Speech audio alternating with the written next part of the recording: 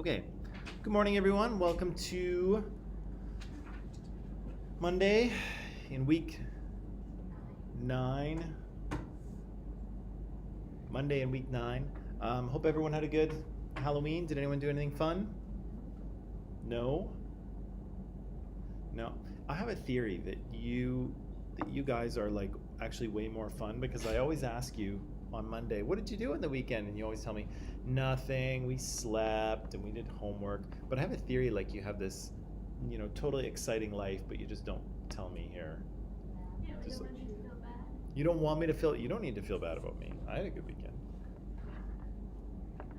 You don't need to feel bad about me at all. You don't want me to feel bad. Okay. Anyway, I hope you had a good weekend and you had fun. And Beatrice is shaking her head, saying no, no. Okay. Let's see who's here. There's a lot of people who are virtually here. Michaela's here. Hello. Good morning, Michaela. Ayushi's here. Hello, Ayushi. And Ananda's here. Good morning, Ananda. And Adal's here. Good morning to you. Kevin is here. Hello, Kevin. Rose is here. Good morning, Rose. And Shania is here. Hello, Shania. And Hadil is here. Good morning. And Helen is here. Good morning. And Ryan is here. Good evening to you. And John is here. Good morning, John. Okay. Let's see. Where did we leave off? Oh yeah, we watched a movie on Wednesday, Thursday, Friday last week, right? And I think good morning, Rose. I think the reviews were that it was reasonably good. Yes, the movie. Okay, no problem. Better than regular history. No, you're shaking your head. Not a good movie. Yeah, no problem. No problem. Better than regular class. It's okay. You can say it. Also, for online people, I didn't bring my microphone this morning. I forgot it, so the sound should be okay. But if it's not, just let me know if I'm too quiet, and I will speak up. Okay. Sorry about that. I'll have it back. I'll have it back for tomorrow. Okay. So the point of that movie was a couple things. Number one, sometimes we need a little bit of a break partway through, and so a movie is a nice way to take a little break and not work so hard, right? Secondly, I think we can agree that we saw a lot of behavior by the authoritarian government in the movie. And like we mentioned, I know, Aliana, you asked, about the true storyness of this. And again, it's not true. It's entirely fictional. But a lot of the things that happen in this movie are textbook moves by authoritarian governments, right? This is exactly what authoritarian governments have done, and in some cases continue to do in the present. And so there's nothing fictional about those things, unfortunately. What kind of things did we see the authoritarian government doing? Right, extensive surveillance of civilians, curfews, kind of controlling their movements. Controlling the news like that. Yeah, so heavy control of the news, right? Not just spreading misinformation or disinformation, as is currently the case in the United States, but actually telling the news program what to say and what to report, right? And so again, that BTN, that British television network, is a tool of the government, right? It's an instrument of propaganda, unfortunately. And we haven't really talked about this, and I don't know if we'll get a chance to, but the media is really supposed to be. The media is an important part of a democracy because it serves as a connection between the people and the politicians, and it makes sure that the politicians are actually doing what they're supposed to do and what they said they're going to do, right? So it's the media's job to keep politicians honest and accountable. And good morning, and to keep them honest and accountable. And if politicians try to hide something, if they screw something up and then try to cover it up, it's the media's job to shine a giant light on it and say, look what they're doing over here, people. Look what the government is trying to hide, right? That's the job of the media, right? But of course, here in the movie, that's not at all the job that the media is doing. The media is just telling the people what the government wants them to hear, right? Which is the opposite of what they're supposed to be doing. What else do we see this authoritarian government doing? Surveillance, curfews, propaganda, control of the media. What else do they do?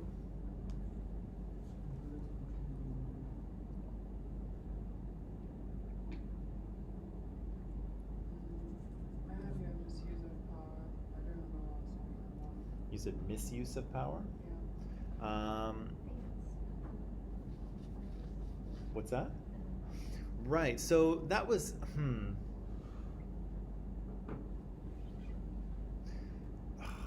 is that,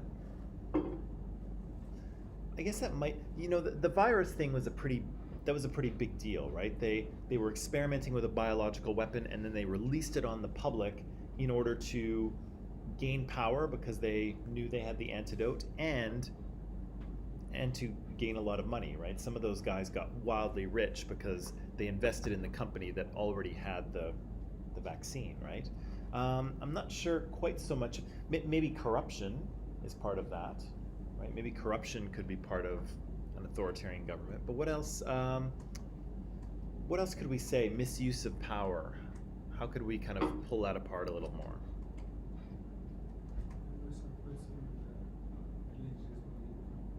Okay, so well, yes and no, right? Because the Norsefire government, so that authoritarian government was actually religious, right? So there was, their symbol was those two crosses. So I think the party is pretty strongly Christian, but other religions are definitely suppressed, right? And again, that Gordon guy having a copy of the Quran in his apartment is enough to get him executed. Just having that book. He's not even a Muslim, right? He's just has the book because he likes it, and that is enough to get him killed, right? What else? Oh, sorry. Michaela says, yeah, extrajudicial killings. Yeah. So extra is like outside. Judicial is like the justice system, and killings are killings, right? So these are killings that happen outside of the justice system, and we hear a lot about that, right? Creedy is black bagging people, right? Or people are black baggers, and so there are people that work for the government who basically make people disappear, right? If you're seen to be an opposition to the government or an enemy of the state, they will come for you, right? And yeah, and then you will disappear into a detention facility and will probably die there, right? And so we see that happen to Evie's parents. We see that happen to Gordon. It probably happened to V. We don't see it happen to him, but it probably happened to him. That's how he wound up in that detention center in the first place. Yeah, it happens to a lot of people in this film, right? And so, yeah, extrajudicial killings, kidnapping, use of violence against civilians in order to sort of keep them in line. Why did he have to blow up that building? Why did he blow up that building? It was unnecessary because you killed everyone, so there was nothing left in this building. Like no power was there. So why had to blow the building? Right, so he did ensure that the Chancellor was murdered, and then he did kill Creedy himself, the sort of head of security, I guess you will, or I don't know if he's head of security or head of the military. Head of something. He was a powerful guy. But why blow up the building? Wouldn't that be symbol? Destroyed the It's a symbol of. I don't know. I think he said something about the building representing all that was wrong. And he was doing something. Yeah, I think so too. I think that he was trying to put out a message, and he did manage to kill. He went around and killed a bunch of people who had wronged him in the past, and then he made sure that the Chancellor was killed and Creedy was killed as well. But that's not really enough, right? That's not enough to sort of show the people something, right? The death of those two people. Sorry, go ahead.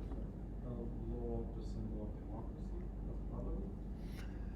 That's kind of strange, right? Because because the parliament is a symbol of democracy, but maybe it had lost that meaning, right? Maybe the Norse Fire government was operating out of that parliament, and so maybe he felt it had become tainted somehow.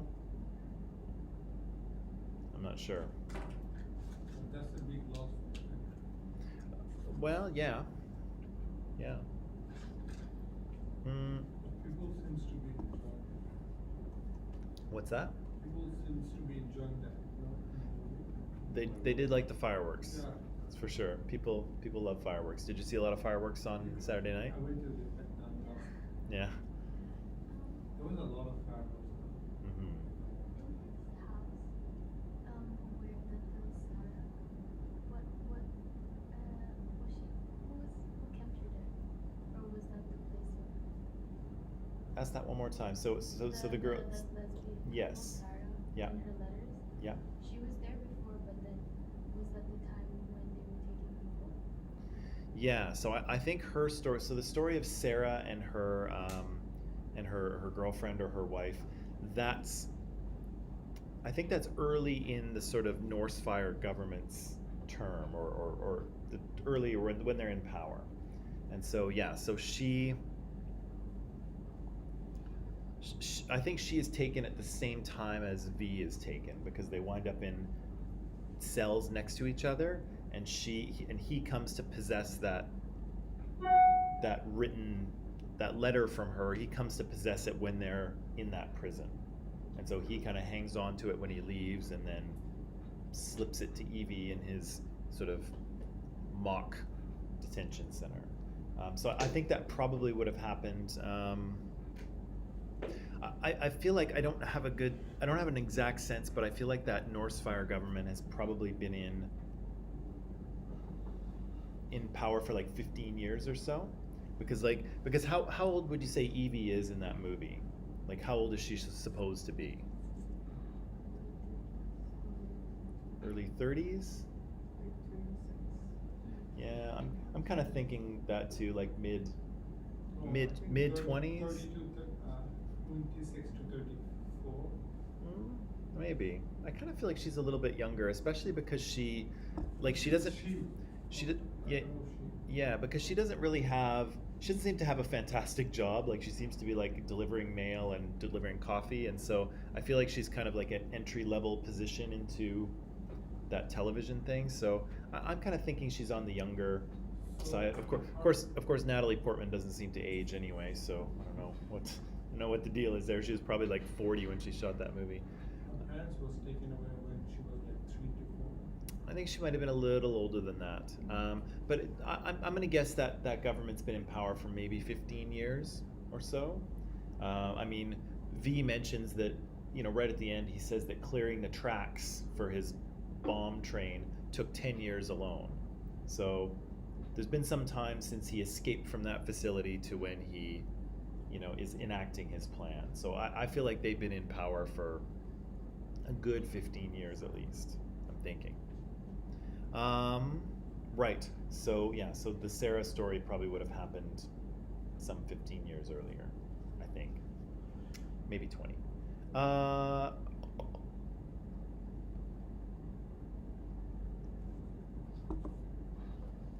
We talked about this question a little bit on Friday, but I'd like to come back to it.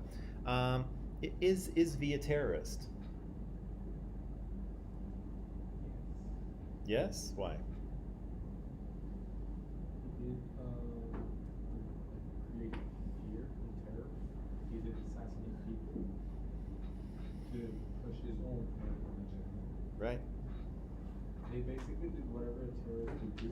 The only difference between him and what everyone call a terrorist is that they liked the people that kind of like. Right. So he's got, yeah, he kind of perfectly fits the definition of a terrorist, right? So sometimes we like to think of terrorists as people who are foreign, or people who are, who are religious or this or that. But really, all you have to do is use fear and violence to advance a political agenda, right? And that's exactly what V is doing here, right?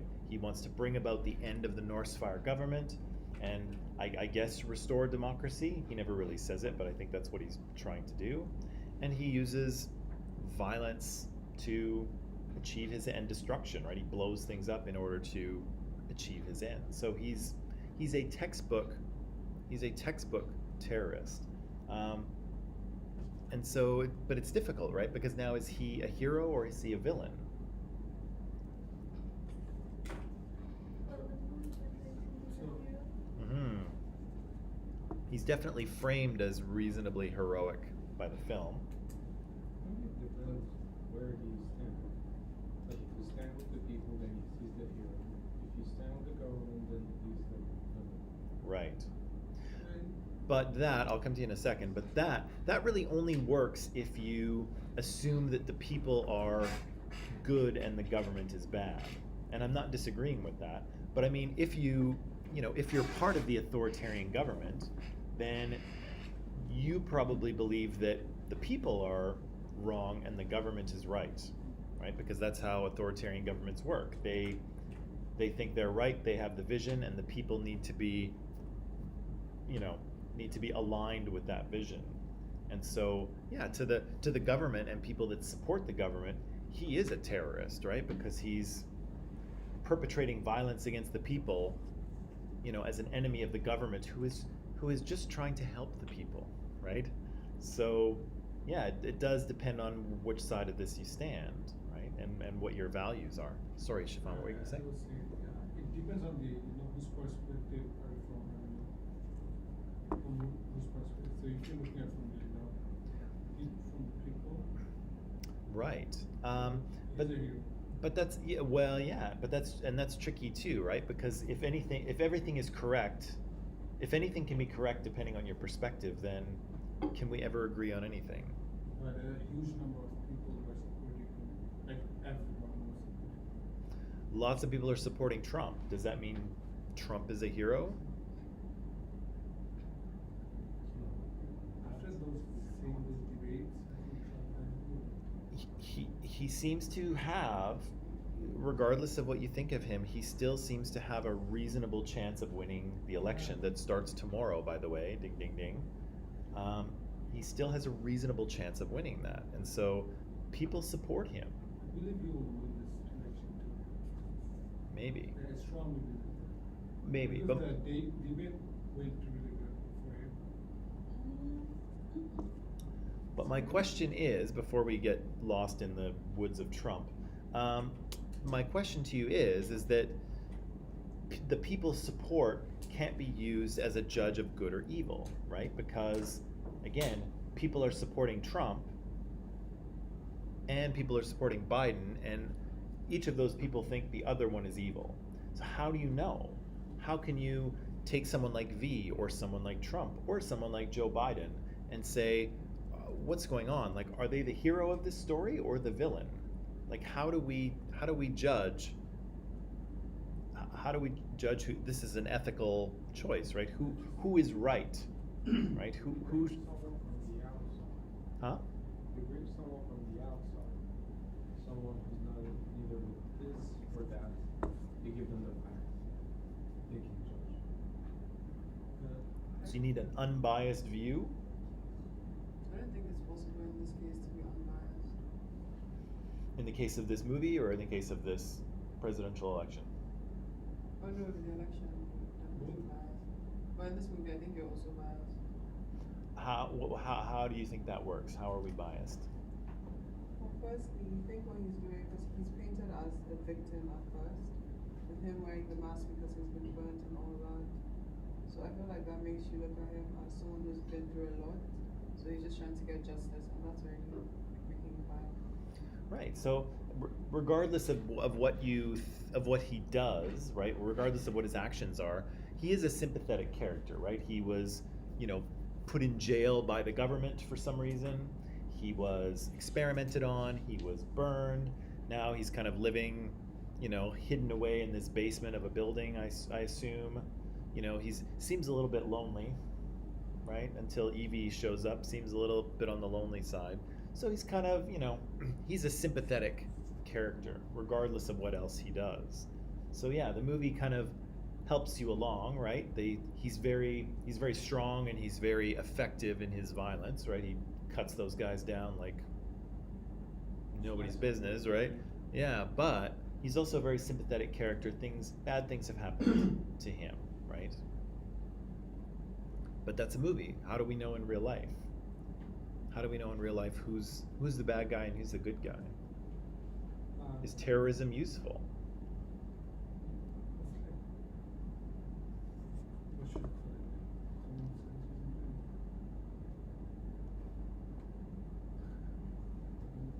Terrorism is terrorism useful for terrorism we look at as fire.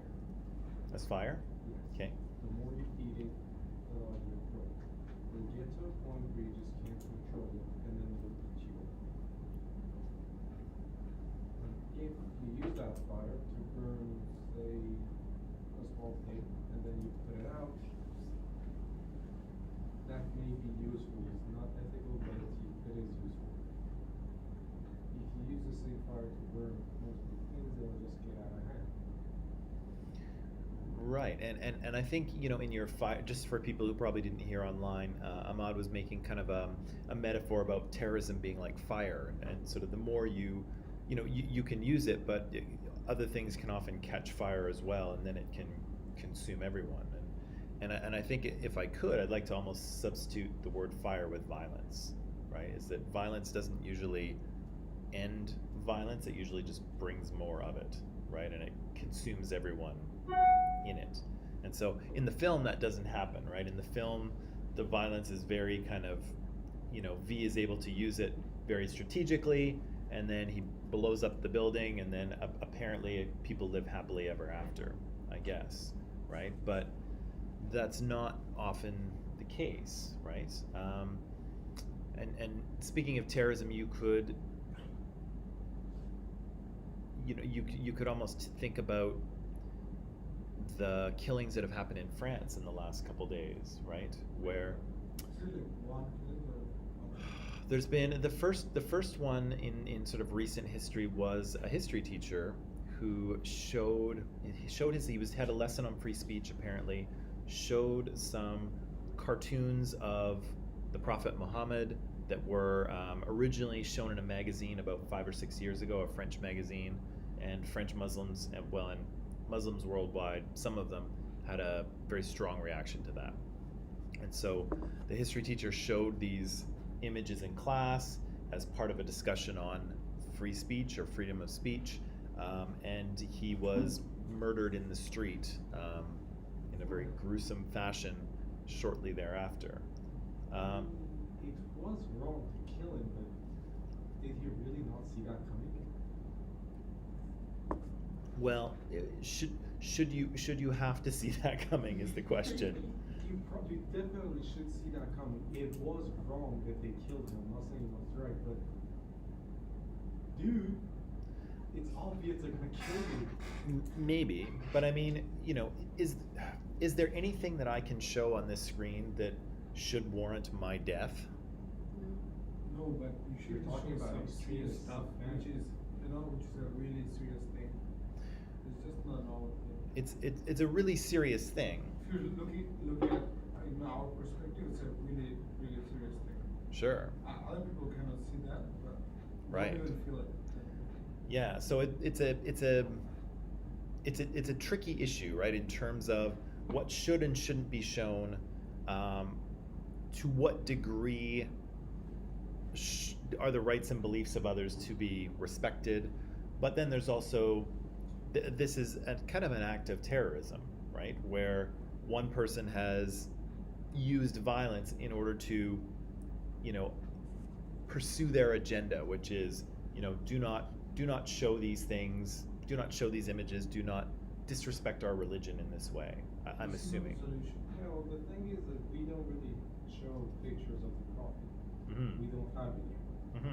Even in the movies or the TV shows that we make, Just when like- in a scene the Prophet is walking through somewhere and people are talking to him, the camera would be the First Prophet person. and it will move around and to just show the people they're talking to. They never show the Prophet. They never make it like as if he's speaking. That does not happen. If Yeah. you show the face, they'll worship. Some people will come up and start worshiping him as Yeah. God. right? So, yeah. True. However, again, we could almost agree that when we see it in the film, when we see V, we can almost say, oh, well, that's good terrorism, right? Because he's the good guy, right? He's standing up for the people. And again, there's a certain way of constructing a narrative for this France attack where you say, well, he's just standing up for Muslims or for Islam, right? And so he's using violence to stand up for that group of people. But again, is that a reasonable narrative? Is that a reasonable thing to say? Especially since the religion itself says don't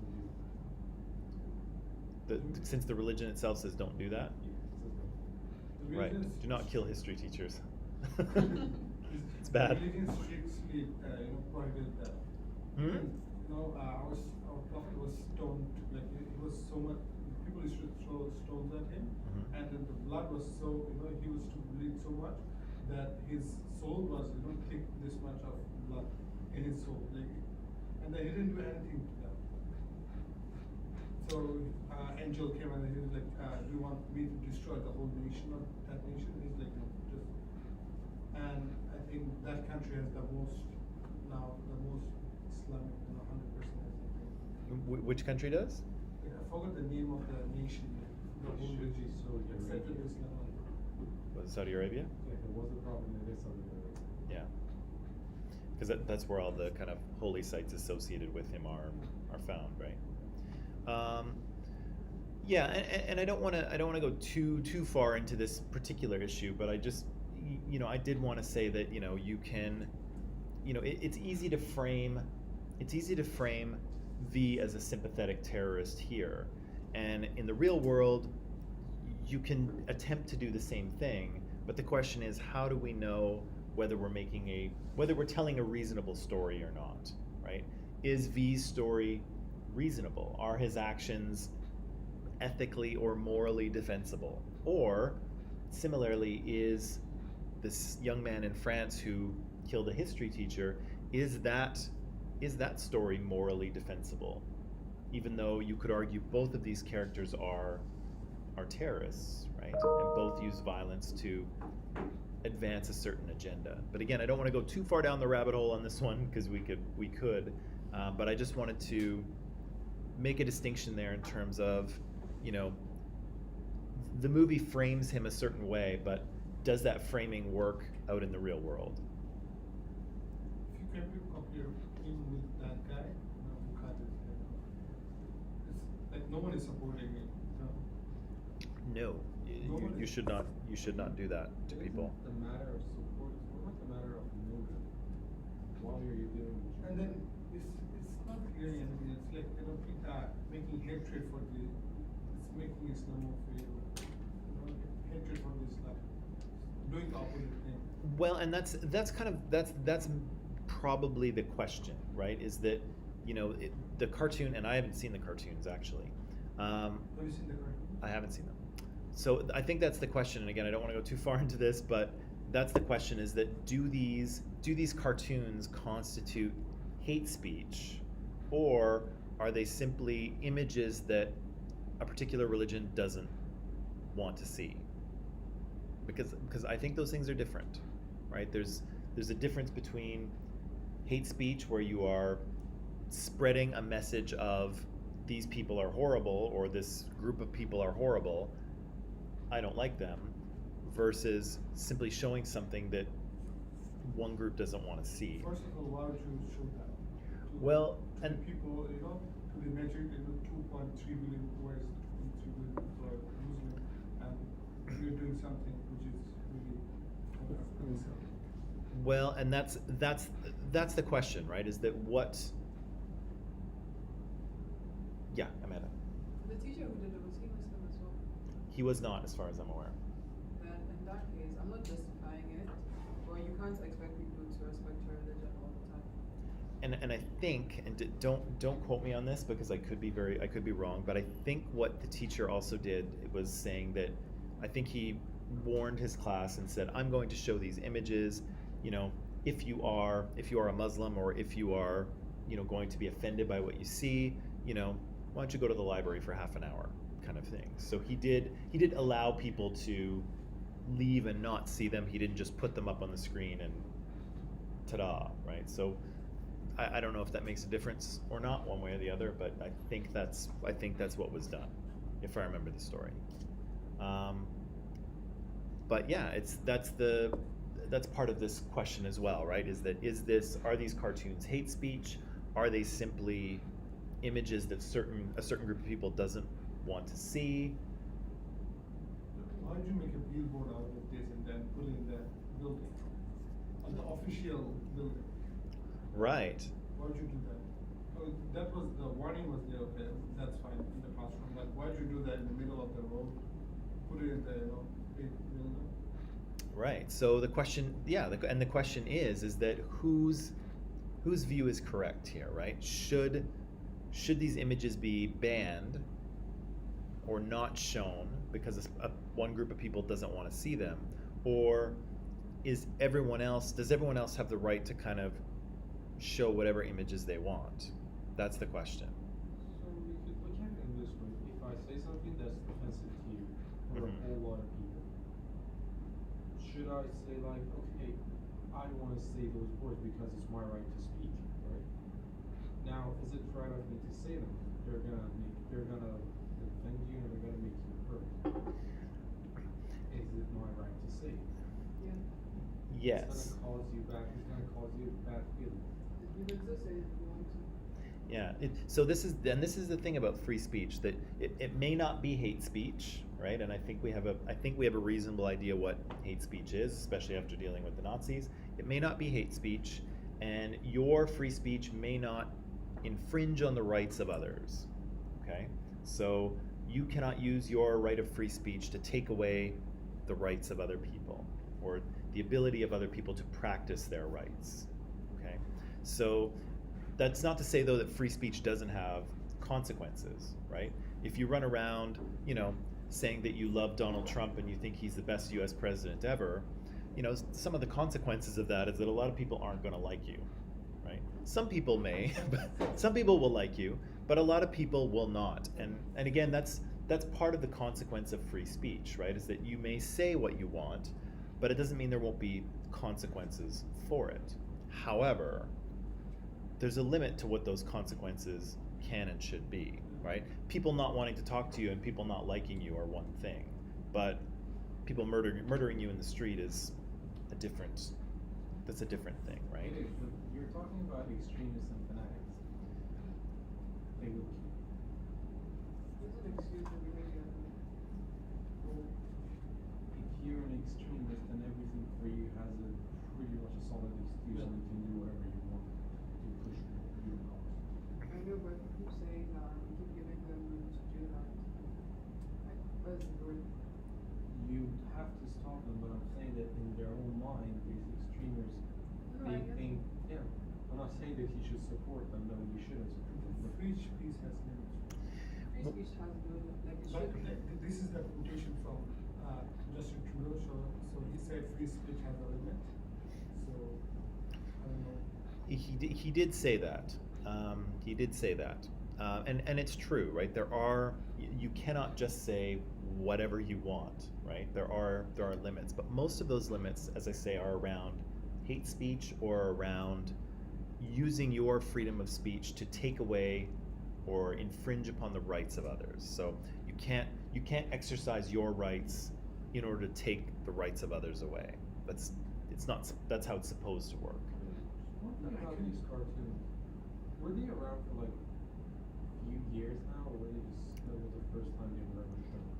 I think if I remember the story correctly, they were first published in this French magazine called Charlie Hebdo, and I think it's kind of like I think it's kind of like a I don't even know what kind of magazine it is. It's got articles in it, and it's. I remember hearing about that cartoon a few years ago back in my country, and I think it's about 2015 is when the cartoons were first published. yeah, there was a public reaction to that. Like, Yes. not a big thing where people, I don't really remember people coming out with just or whatever, but between the people, there were a lot of talks.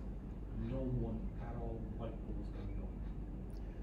Well, and this is another issue too, but you know, sometimes I think what's difficult about this is that the extremists kind of set the agenda, right? Where, you know, these cartoons are sort of shown or published.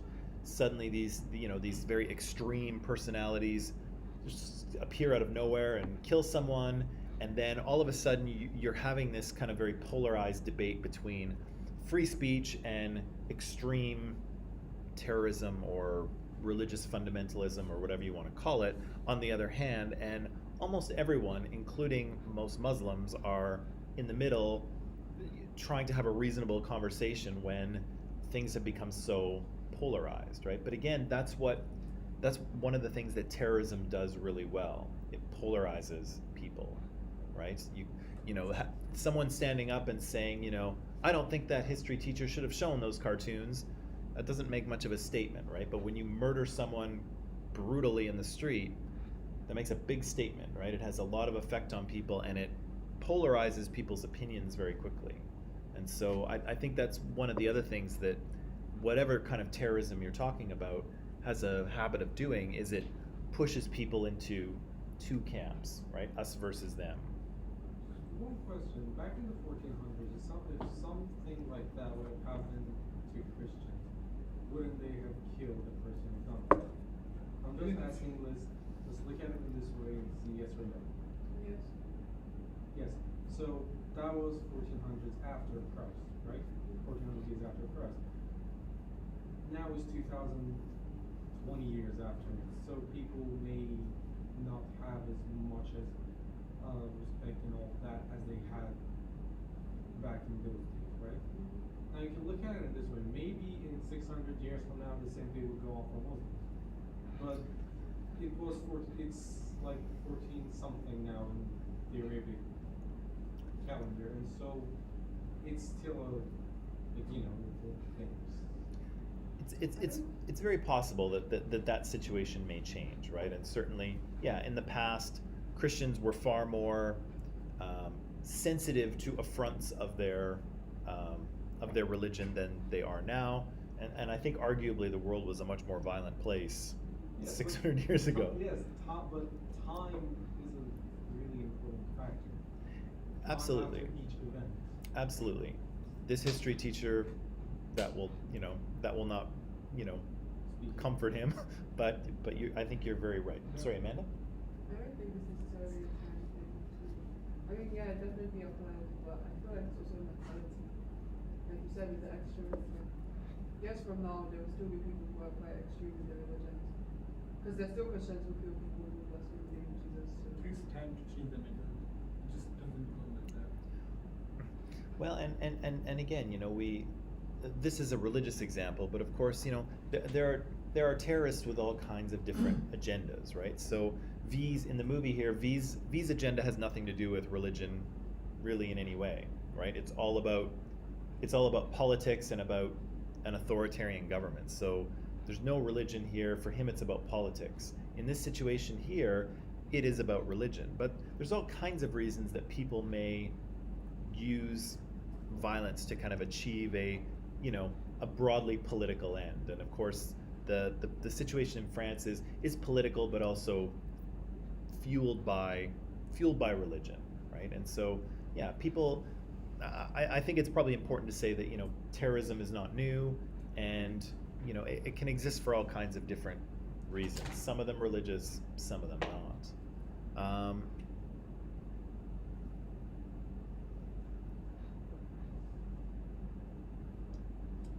can just go to German and put a big picture of Hitler saying I love Hitler or something in the building, and someone would come and kill him. That's for sure. Well, in Germany, it's illegal to do that, so the cops would do the debate. Oh. Yeah, but and again, there's part of what I'm trying to, or I guess part of this other question here is the idea that There No. are some we have to accept that for each thing there are some triggers. You don't want to step on those things to trigger a reaction, an extreme reaction. no. We have to know those triggers and we have to just avoid them. But that doesn't mean that the reaction is legitimate either, It right? isn't. Well, you can't control it. Feel free to There are always those who will do it. How many people can you arrest? But you can't control how people react either. You can't control what people say about your religion. I'm not saying, well, you can talk about my religion, it's alright. I mean, I have nothing against it, but once you reach some words that may be a trigger word, then I will react. It's not up to me. It's like, in my subconscious, those things, if you say them, it triggers me and I'll blow off and just leave. Throw around some words and then be I know, but in situations like that, neither side is justified. never say justified, yes, but if you know that you step on the tail you of do the it. lion will bite you. But you then- do it now. So. And you're not a lion, right? That's Like not I'm just so, a I'm sorry, metaphor. but I know, like, that but was just a metaphor. I know it's a metaphor, but it's also not, right? Because lions are wild, instinctive creatures, right? Humans are not, right? Humans are I see you got it. humans are capable of humans are capable of, you know, of regulating their behavior and choosing how to act, right? We are all on a daily basis triggered by people who, I was going to say a bad word, who annoy us, right? And so, but that doesn't mean that we are allowed to just, you know, it doesn't mean that it's their fault, right? If somebody cuts me off in traffic, it may annoy me, but it doesn't mean that it's his fault if I run him off the road and his car explodes in a fireball, right? Yeah, he may have annoyed me, but that doesn't mean that my reaction is justified, It right? is. I'm not saying that it is. I'm just saying that the lion's tail thing, that was supposed to be like some words when you say them. And again, I said it that some things, some actions, like each one of us have a certain thing that if someone else does, Sure. we can't take it. Yeah, absolutely. Right? We can regulate ourselves, say, for a dozen other things with words that go around. We take them, it's not a big deal for us, but once that one action or word appears, then that's it. How do you expect people to know what your word is? And that's what I'm saying too, is that it is okay to be upset, but, you know, that doesn't mean that you suddenly have no control over yourself. That's not That's not okay. I okay. agree with that. Although sometimes it clearly happens, right? People do lose their marbles and behave badly. But again, that was what I was pointing out, is that you're not a lion. Sorry. I know. You're not a lion. You can control your behavior. And so again, if somebody cuts me off in traffic, I might be infuriated, but you know, I can control myself. I don't have to run him off the road. But And you're gonna curse him. even though what? You're gonna curse him. I might yell at him through the windshield. I might hit my. I'm a very patient driver actually, but I might hammer the steering wheel and I might go you know, and I can do that kind of stuff. But again, I cannot run him off the road, and I somehow managed to not do it. Right? Somehow I managed to gain control of myself and not murder this poor person. Right? Who of course probably has no idea that they have cut me off in the first place. Right. Right. Back to Amanda when she says, well, they don't know those trigger words. When you talk about a single person, then yes, we don't know what a person's trigger word is until we trigger them. But when you're talking about a society of, I don't know, a couple billion people, Mhm. When you're talking about that was interesting. societies of a couple billion people. Yeah, a couple billion people, you kind of have an idea of what it is that will trigger their reactions. Maybe some of them may be like, I would be like, yeah, that wasn't right. That would be my reaction. Someone else's reaction would be that they'll run after you with their knives. That isn't right. That isn't justified, but we know that it happens. Anyways, we have an idea about what may trigger this, and we are smart enough to know that we don't want that to happen. So why do that? No, but not everyone would have an idea. Like, take the swastika, for example. Yes, I know because I've been learning about it in school because I'm doing history since a young age.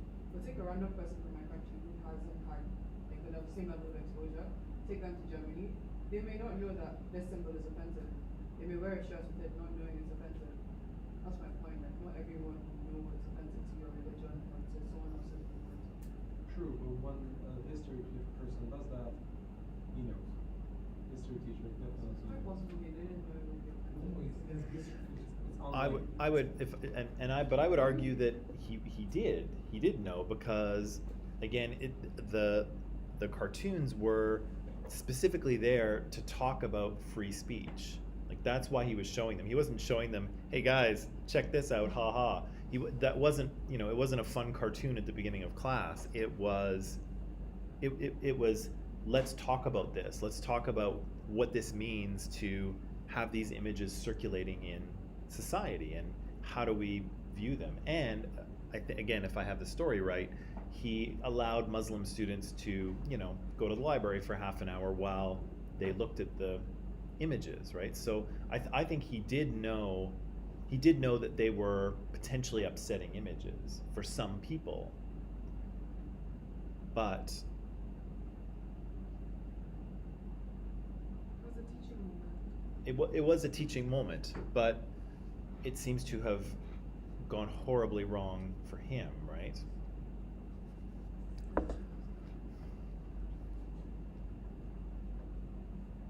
Amanda's example about the swastika, not everyone know about that, but there are some things that everyone, at the very least, if not if know them, they have an idea. For example, I'm not being gay or bad, but we have this racism issue, right? We all know that there are some words that will trigger reactions. We don't have to be experts in it, but we all know the history, have an idea of it, and we know that some actions or some words are offensive. Now, I don't know all of them, but I could relate to, I could make sense out of what action I'm going to do, think about it and see, okay, will this by any chance have a negative reaction, not a negative effect on anyone? We have our brains, they work, we gotta use them. That is true. So some degree of education is useful, right? And you're right. So there are certain kind of racial slurs and things that we are aware of, and we know that you should not use them. You should not apply them, right? Of course, in certain contexts they may be used, right? So I'm not gonna say it, but I'll reference the N word, right? That word is, in the past, has been very hurtful. It's been reclaimed by the black community to some degree. Gets used a lot in hip hop and rap, but the sort of context of when it can be used and who may use it is a very kind of cautious, careful thing, right? And not something that even the black community doesn't entirely agree on when this word may be used and by whom, right? You can guarantee that if you are not a black person, you should never use this word. It should never come out of your mouth, right? There's no allowance for that. But again, but you're right? So a little bit of education goes a long way, and yeah, we can be aware that some things are triggering, right? And so, yeah, there's a conversation that maybe needs to be had about sort of the cartoons and the subject matter of them and what is to be done about them. But I would argue, and I think most people would agree with me, I think, that the killing of this history teacher does the opposite, right? Instead of starting the conversation about, hey, let's talk about, respecting people's religious beliefs and values, instead it has polarized people, right? And it's turned it into, what kind of country is France, who belongs here and who doesn't, why are these people here in the first place, are they dangerous? And it turns it into kind of a nationalistic debate, and maybe even a sort of a racial or racist debate, rather than a conversation about what's respectful and what's not, and how we learn to live with each other, right? And so I would say that in this case, the terrorism starts the wrong conversation, right? Instead of talking about the images and what they mean, it's it's become a different kind of conversation in France, unfortunately. But that's just mine. Okay, do you want to take a little break? Let's take a little break, and then we'll talk about Mother Russia and the Soviet Union. Okay?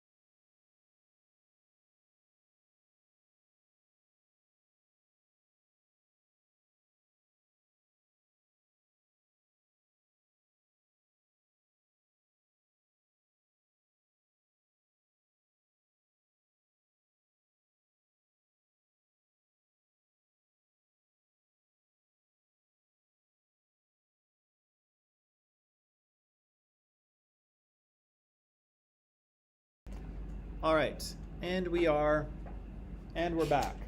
So let's leave terrorism and movies based on graphic novels and masked knife-wielding terrorists behind for a while and move on to the Russian Revolution. And so this is kind of one of the other big stories of, well, actually there's a few big stories of the 20th century. I think the rise of Nazi Germany is kind of one of them.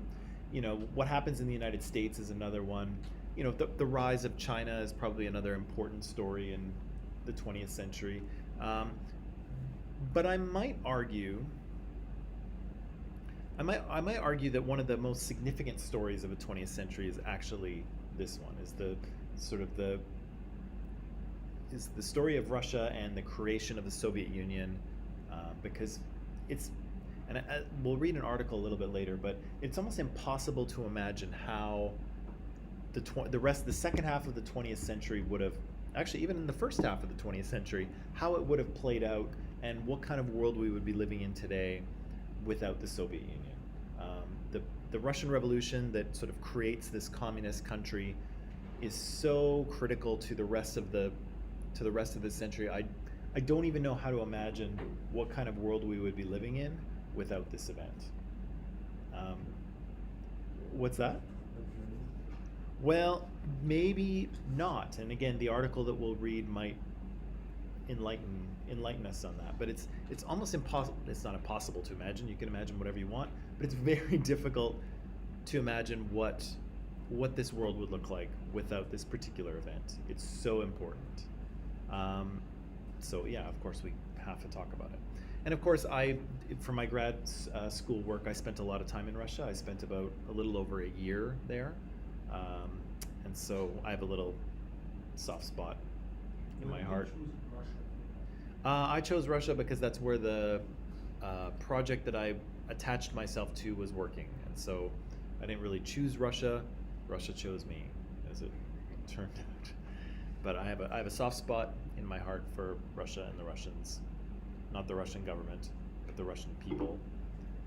So anyway.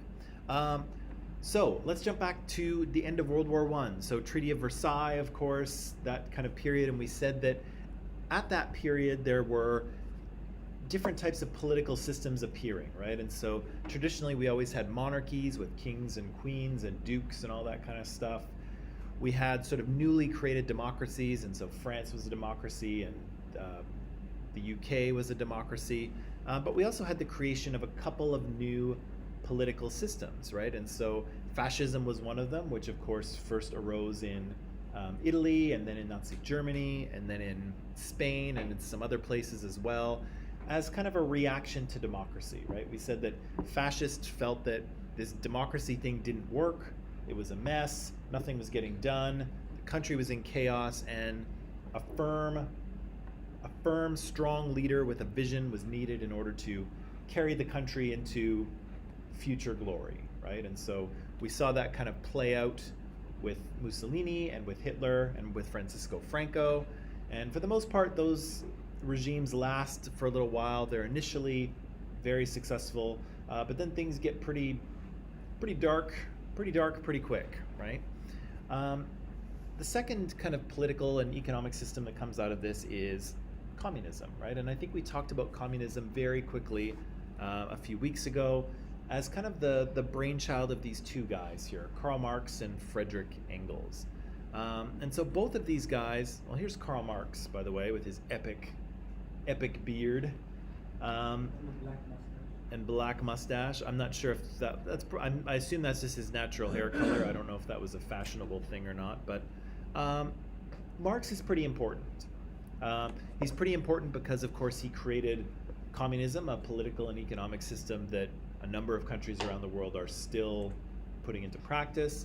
Of course, the use of communism in the Soviet Union had huge effects for Russian history and for world history. But he's also very important in terms of social science. And so people will often analyze things in social science from a Marxist perspective. And so really, whether you go into political science or anthropology or sociology or psychology or any sort of like critical studies of any kind, it will be difficult to escape Marx because he has a particular way of looking at society, and sometimes it's helpful to look at things from that perspective. And so again, he's been very influential in the social sciences. He's tough to get away from. But interestingly, in his original life, he actually wasn't very popular. And so people really weren't reading his books at the time that he wrote them. He was kind of couch surfing. He was just kind of like living with friends because he wasn't very wealthy, he wasn't making a lot of money. And so, after his death in 1883, he kind of, he probably felt like he was a bit of a failure because nobody was really paying attention to his writings and his works to any degree. But again, after his death, people started to read his books here, the Communist Manifesto and Das Kapital, and yeah, his ideas start to take root. I think we said earlier on when we talked about communism that it comes out of a period of pretty rapid social and economic change. So it comes out of a period where countries like France and Britain, and to a lesser extent Germany, are industrializing, right? So the cities are growing, factories are springing up, people are churning out all kinds of industrially produced things like cloth, and people are switching from kind of an economy that was based on farming to an economy that's based on factory work. And so there's lots of people coming to the cities, getting jobs in factories, living in tiny little apartments, much like Vancouver, living in tiny little apartments, and really working incredibly, incredibly hard. One of the reasons they're working quite hard is that there's really no labor laws, right? So nowadays in Canada, we have minimum wage, and we have all kinds of labor laws so that employers cannot exploit employees. But at the time here, there's really no such thing, right? The economy is booming, people are producing things all over the place, money is being made hand over fist, and it's kind of being made on the backs of the little people who are working in the factories, sometimes 12-hour days, sometimes 6 days a week. So, when you complain about the 2-day weekend being too short, that's a marked improvement from 150 years ago or so, when weekends were 1 day, if you had any energy left to do anything at all after 12-hour days for 6 days a week. And so again, Marx and Engels were around during this period.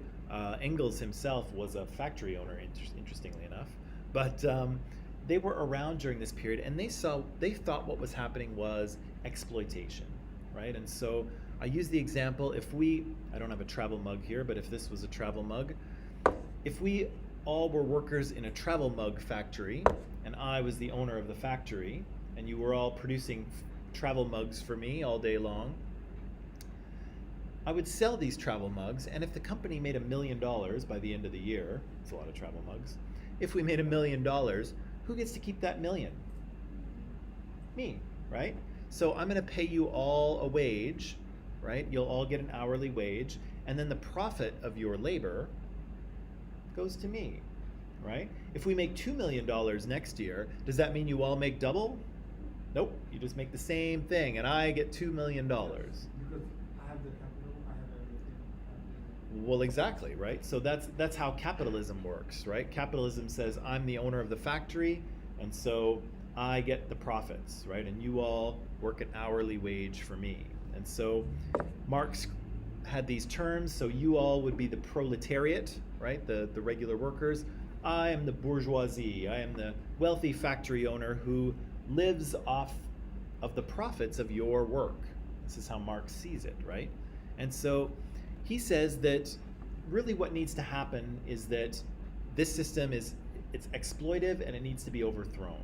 And so Marx had this idea that eventually the workers would figure it out, right? Eventually you workers would say, hey, this guy, the guy who owns the factory, he's making millions and millions of dollars every year for sitting in his office looking at reports and smoking cigars, right? Meanwhile, we're in the factory working our butts off all day long, for, you know, $12 an hour or whatever, right? Is that fair? Marx says no. Capitalists say yes. But Marx says no. It's not fair. He says, I'm exploiting you. And so he imagined that eventually the proletariat, you workers, would say, hey, we're being exploited, and it's not fair that the profits are only going to one person. So he said that the proletariat will eventually figure this out, they'll overthrow me, the bourgeoisie, and then you will take control of the means of production, the factory, and you'll share the profits equally amongst you, because that's fair, right? And so, simple enough idea, and again, it takes root in communism, right? So Marx has these books in which he outlines his idea that this is what should happen. The factory workers will eventually come to the realization that they're being exploited. They'll have a class consciousness, as he said, and they will overthrow the bourgeoisie, take control of the means of production, and share the profits equally with all, right? Simple enough idea. Oh yeah. So we'll talk about that a little bit later when we talk about the revolution, but the other thing we should know about communism is that it has some similarities to fascism, but also some differences as well.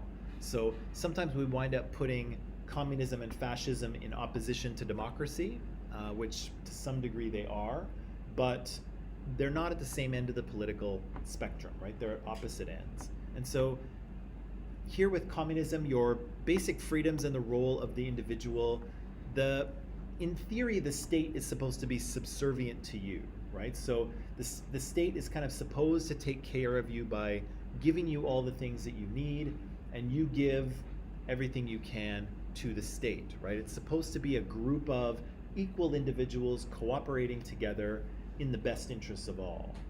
Now, in real life, it often doesn't pan out that way, but that's how it's supposed to work, right? The Communist Party here, in theory, is supposed to simply be a group of regular citizens who organize this kind of communist system, right? And actually, Marx had the idea that eventually the state would wither away, right? So he said initially you'll have a communist party that will set up this communist system and get everybody kind of working together, but eventually everybody would learn communism so well that you wouldn't need a state, right? Because everyone would just know how to do their jobs. And so eventually the state would just kind of disappear because you wouldn't need them anymore, right? The regular people would know how to go about their regular lives, they would do their jobs, and you wouldn't need a government for any reason, right? And of course that never happened either, but that was his idea. But in sort of modern states, we see that communist parties hold all of the power, right? They organize the economy, they control everything, and there's no other challenge to their authority, right?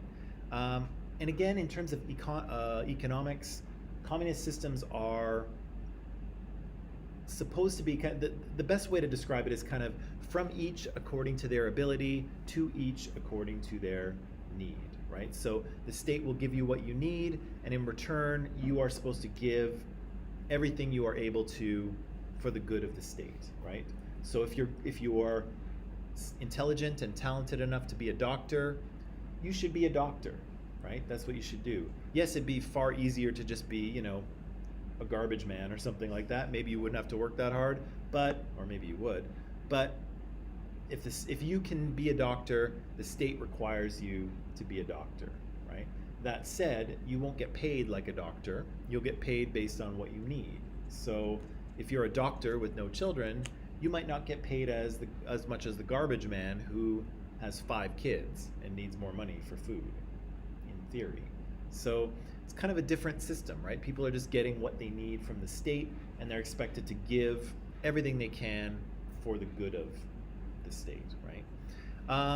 I don't think I have a slide on this, but maybe I'll mention it again. The difference between communism and socialism. Does anyone know what the difference between those two things are?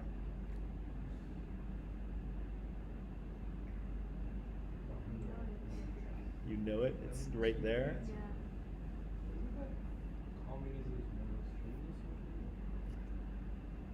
in a way, maybe. Socialism being like the government that provides all services to the people, be open to change and all that stuff.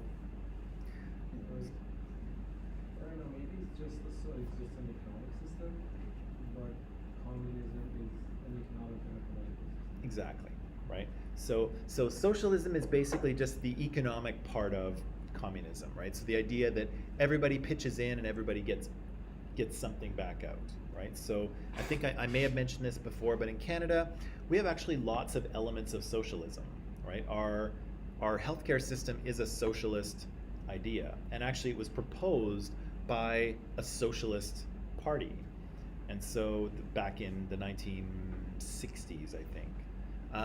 So we have socialized medicine here in Canada. We all pay into that system with our taxes, and then when we need something, within reason, we get it, right? And so I've been paying into the healthcare system for years with my income taxes.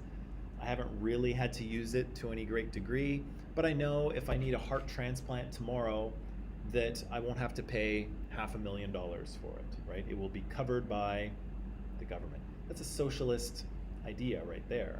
Doesn't mean we have communism here in Canada, because we certainly don't, because communism is the political system that sits on top of socialism and administers the whole thing. Did you get your retirement money? When do I get my what? Retirement. My retirement money? When I retire. Just kind of retiring. No. You have to be 65. Yeah. And I don't think they've changed this yet, but there was a proposition to perhaps push that out to 67, because people are living longer nowadays, and so they're retiring later, and so you don't get your money.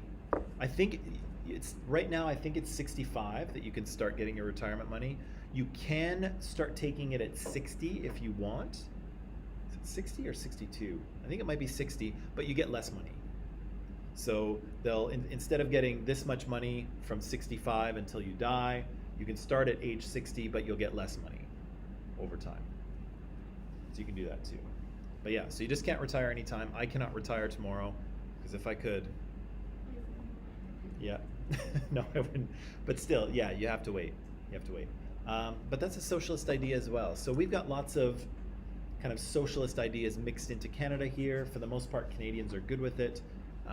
Socialism has a bit of a negative connotation in the States, and so, you know, if you mention socialism to a Republican, they'll get all, they'll give them the heebie-jeebies, and they'll be all, ugh, socialism. But it's really not that bad. We have lots of elements of socialism up here in Canada.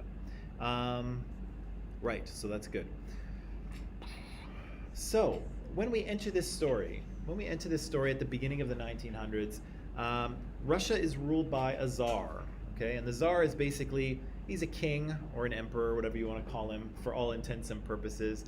He has a royal family. There's him, there's a group of nobles, so almost like dukes and duchesses and things like that, if you know the British way of naming these things. But most of Russia are poor, super poor peasants. Yeah, serfs. And so they are kind of attached to the land. All of the land is owned by just a narrow group of people at the top, the nobility, who are rich and come from historically wealthy families, and they control the land and they don't do any work. And most of Russia are these poor peasant farmers who are sort of tied to the land, eking out an existence and giving most of their harvest to the nobles and to the czar. So it's a very poor country. It's a very agricultural country. It hasn't really industrialized in any way. And so in some ways it's kind of well behind the other Western European countries, right? So Britain and France and Germany and some other countries, they've all industrialized. Their economies are going like crazy. They are producing lots of products. They're making lots of money. People's standard of living is rising to some degree, but Russia is still a very poor, I'm going to say backwards, but that's not the best term. It's kind of a poor, unindustrialized country that is ruled by a czar, right? And again, they have massive economic inequality. So everybody is dirt poor except for the nobles and the czar, who are like ludicrously rich, right? So there's really no in between. There's no middle class. And again, Russia is kind of ripe for revolution, right? There's a lot of unhappy people who do not like the way things have been going. And so even though a revolution or the real Russian Revolution won't happen for about 17 years, even when we're even in about 1900, people are unhappy in Russia. There's lots of poverty. There's lots of starvation. There's lots of, yeah, it's miserable. The guy who's going to change all this, you're giddy back there almost. The guy who's going to change all this is this guy here, of Vladimir Ilyich Ulyanov. Vladimir Ilyich Ulyanov. And so he's referred to by most people and by history under the name Lenin. And he's the one who's going to change all this. And so he's kind of an educated guy. He's well read. And he reads the writings of Marx and Engels and says, this is what our country needs, right? Our country is a mess. Everybody's poor. Everybody's miserable. This country needs communism, right? And so he's going to set about on a path to bring communism to Russia. And of course, spoiler alert, he's going to be successful. Again, I want to pay attention to this part of 20th century history because it's incredibly significant, this revolution. Again, it completely changes the course of Russian history. As you'll see, there's almost a moment where Russia might wind up with a democracy. And so they almost have kind of a republican government being formed. They almost have a constitution being drafted, and then it all goes sideways. And so it's, it completely changes life for Russia. And, in an alternate universe where this revolution doesn't happen, I don't even know what Russia looks like, right? It's so significant for Russia. And of course, it's very significant for the rest of the world. It's impossible to imagine what the 20th century looks like without the Cold War, without the nuclear arms race, without countries like China and Vietnam and Cuba being kind of inspired by the Soviet example and trying to institute communism for themselves. I mean, without communist Soviet Union, China today is not communist, nor is Vietnam, nor is Cuba, nor is any other socialist country, right? So there's no way that those things happen without this one. Oh, and of course it marks the emergence of a new political system, right, called socialism, or an economic system called socialism, and a political system called communism. So brand new, never happened before, totally untested, should go well, right? So here's the Tsar's family right here. And so this is the last Tsar. There's a whole line of Tsars, of course. This is the last one, Tsar Nicholas here, and his lovely family. The little boy in the front there is his youngest son, Alexei. And Alexei is, I believe he has hemophilia. And so his blood doesn't clot very well. And so he's very, Tsar Nicholas is very kind of concerned and pays a lot of attention to Alexei because, I mean, if Alexei bruises himself, he could internally bleed to death. So his health is quite fragile. Nicholas, loves his son and sort of devotes a lot of attention to him. Doesn't devote so much attention to the running of Russia, which of course is not going to. He wasn't the poor guy wasn't really educated like his father. It's true. There's a lot of, there's a lot of things happening. I just thought I'd point Alexei out since he's kind of front and center there. Without Rasputin too? We'll mention him. Oh yeah. So here's the peasants, an unhappy group, right? They are poor. They own no land. They are often starving because there are food shortages. Russia is awful in the winter. The Tsar seems not to care about them in any way. There's lots of unhappiness. Okay, so that kind of sets the stage for where we're gonna start. And so I'll get you to start reading this. Maybe I'll just give you 10 minutes to start reading, and then we'll see where we are after 10, okay? So for people who are online, this is in Microsoft Teams. You'll see this stuff posted, so you can go there and read for 10 minutes. Whoops, and then and then we'll come back and talk about this right before the end of class, okay? I'm gonna put 10 minutes on the clock, and then I'll let you read.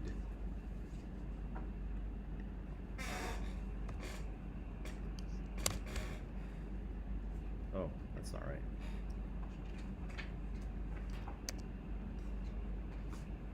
That was weird. Okay.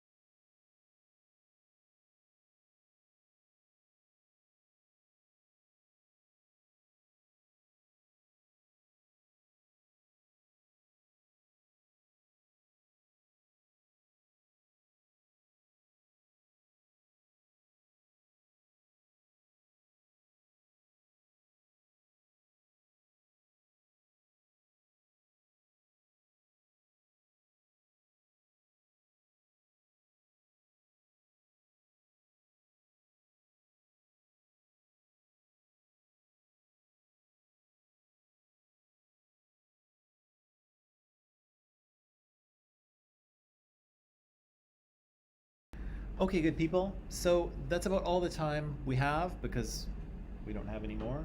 So obvious. So we'll pick this up again tomorrow, and we'll continue on with the Russian Revolution, what happens, and then maybe get into a little bit of historical significance about why the revolution is kind of so important. But we'll deal with that tomorrow.